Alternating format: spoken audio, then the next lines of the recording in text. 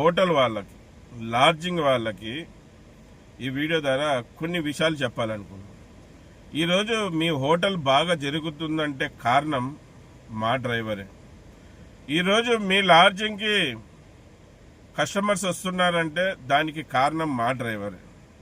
మళ్ళీ మా డ్రైవర్ మీ దగ్గరికి, మీ హోటల్కి తీసుకొని వచ్చినప్పుడు, మీ లాడ్జింగ్ తీసుకొని వచ్చినప్పుడు డ్రైవర్ని ఎంత బాగా చూసుకోవాలి. కొన్ని హోటళ్లలో డ్రైవర్ అంటే, డ్రైవరా కూర్చో, అక్కడ ఏం కావాలా, పెసర్లే కూర్చో, ఏంది ఆ మాట, ఏంది ఆ భాష. కొన్ని లాడ్జింగ్లలో అన్న నేను వాష్రూమ్ పోవాలి అంటే వాష్రూమ్ లేదు డ్రైవర్ల కంట.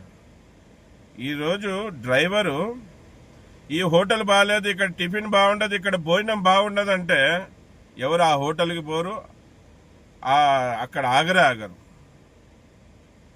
సరే ఈ లాడ్జింగ్ మంచిది కాదు, ఈ లాడ్జింగ్లో అంతా గలీజ్గా ఉంటుంది, లాడ్జింగ్ మంచిది, ఫ్యామిలీ లాడ్జ్ కాదని ఒక్క మాట డ్రైవర్ చెప్తే మీ లాడ్జింగ్ కూడా రాదు.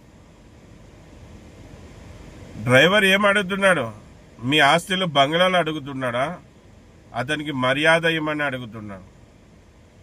మీ అబ్బ సొత్తు ఏం అడగడంలే. టిఫిన్కి వచ్చినప్పుడు, భోజనానికి వచ్చినప్పుడు డ్రైవర్ని గౌరవించడం నేర్చుకోండి. అతనికి ఏం కావాలో మర్యాదగా తెచ్చి పెట్టండి. డబ్బులు తీసుకుంటున్నారు కదా, ఏం ఊకే తినిపోవడం లేదు కదా. మళ్ళీ లాడ్జింగ్లో వాళ్ళు కూడా డ్రైవర్ని గుర్తించండి, డ్రైవర్కి మర్యాద ఇవ్వండి. డ్రైవర్ లేకపోతే మీ లాడ్జింగ్లోకి ఎవరు రారు. డ్రైవర్ తీసుకొని వస్తేనే వస్తారు. వాళ్ళు మీరేమో అనుకుంటున్నారేమో ఆన్లైన్లో మంచి లాడ్జింగ్, ఆన్లైన్లో మంచి హోటల్ చూసుకొని వస్తున్నారని. ఆన్లైన్లో చూసినా మేము ఒక్క మాట ఆ లాడ్జింగ్ బాగాలేదని చెప్తే వాళ్ళు ఎవరు రారు, ఆ హోటల్ బాగాలేదంటే ఎవరు రారు. కనుక లాడ్జింగ్ వాళ్ళకి చెప్పేది ఏమంటే, డ్రైవర్ అక్కడికి వచ్చినప్పుడు అతని అవసరాలు తీర్చుకోవడానికి బాత్రూమ్ ఉపయోగించుకునేకి ఇవ్వండి. అలాగే అక్కడ డ్రైవర్ పనుకుంటే గిన రాత్రి విశ్రాంతి తీసుకోవడానికి ఎక్కడ ఒక దగ్గర ఏర్పాటు చేయండి. గత కొద్ది రోజులుగా కూడా మేము మా యూనియన్ తరఫున రాష్ట్ర ప్రభుత్వానికి, కేంద్ర ప్రభుత్వానికి వినతి పత్రాలు ఇచ్చిన దాంట్లో కూడా ఈ విషయం తెలపరిచాం. డ్రైవర్లకి హైవేలలో, నేషనల్ హైవేలలో, పట్టణాలలో, పుణ్యక్షేత్రాలలో డ్రైవర్లకు విశ్రాంతి గదులు కేటాయించాలంటే వాళ్ళకేం పెద్ద విషయం కాదు. రాష్ట్ర ప్రభుత్వానికి, కేంద్ర ప్రభుత్వానికి అనవసరంగా అక్కడిక్కడ డబ్బులు ఖర్చు పెడతా ఉంటారు, కానీ ఈ డ్రైవర్ కోసం ఖర్చు పెట్టరు. మళ్ళీ లాడ్జింగ్ వాళ్ళకు కూడా ప్రభుత్వం అనుకుంటే ఒక జీవో పాస్ చేస్తే అయిపోతుంది.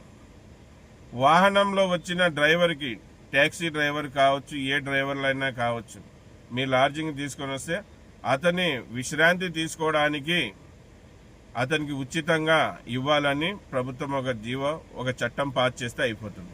ఎందుకంటే డ్రైవర్ ఎంతో దూరం నుంచి ఆ లాడ్జింగ్ వచ్చి రాత్రి సరైన నిద్ర పట్టగా పనుకోలేకపోతే లేని ప్రమాదాలకి దారి తీస్తుంది.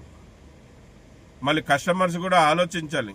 అంత దూరం నుంచి డ్రైవర్ని తీసుకొని వచ్చినప్పుడు ఆ డ్రైవర్ ఒక బాధ్యత కస్టమర్లది కూడా.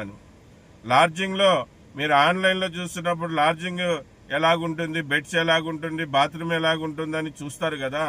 అదే లాడ్జింగ్లో డ్రైవర్కి విశ్రాంతి తీసుకోవడానికి, డ్రైవర్కి ఏదన్నా ఉందా లేదా అని అడగాలి, మీరు చూడాలి. ఏదన్నా పనుకోవడానికి డ్రైవర్కి ఏర్పాటు చేస్తారా అని ఫోన్లో కూడా అడగాలి. ఆన్లైన్లో చెక్ చేయాలి. ఊగే పోతారు, మీరు కారు దిగుతారు, లగేజ్ తీసుకుంటారు, పోతారు, లాడ్జింగ్లో పోయి పనుకుంటారు. డ్రైవర్ ఎక్కడ ఉంటాడు అనేది డ్రైవర్ గురించి ఎవరన్నా ఆలోచిస్తారా? ఆ దోమలకి, చలికి సరిగా శ్వాస ఆడక డ్రైవర్ కొంతమంది గుండెపోటు వచ్చి చనిపోయారు. కొంతమంది రాత్రంతా కారులో నిద్రపోలేక అటు ఇటు తిరుగుతూ ఉదయం ప్రయాణం చేస్తున్నప్పుడు నిద్ర సరిపోలేని కారణంగా నిద్ర మత్తులో ఎన్నో ప్రమాదాలు జరిగాయి. అటు డ్రైవర్ చనిపోయాడు, ఇటు కస్టమర్స్ కూడా చనిపోవడం జరిగింది. మళ్ళీ దీన్ని అంతా దృష్టిలో పెట్టుకోవాలి. డ్రైవర్ గురించి ప్రతి ఒక్కరు ఆలోచించాలి, డ్రైవర్కి మర్యాద ఇవ్వాలి. డ్రైవర్ ఏమంత కానోడు కాదు. డ్రైవర్ లేకుంటే మీరు ఎవరు లేరు. డ్రైవర్ ఉంటేనే అందరూ ఉన్నారు. అందరూ బాగుండాలి, అందులో డ్రైవర్ ఉండాలి అనేది గుర్తుపెట్టుకోండి. నమస్తే, సలాం అలైకుం, జై భీమ్, జై హింద్, జై డ్రైవర్, జై జై డ్రైవర్.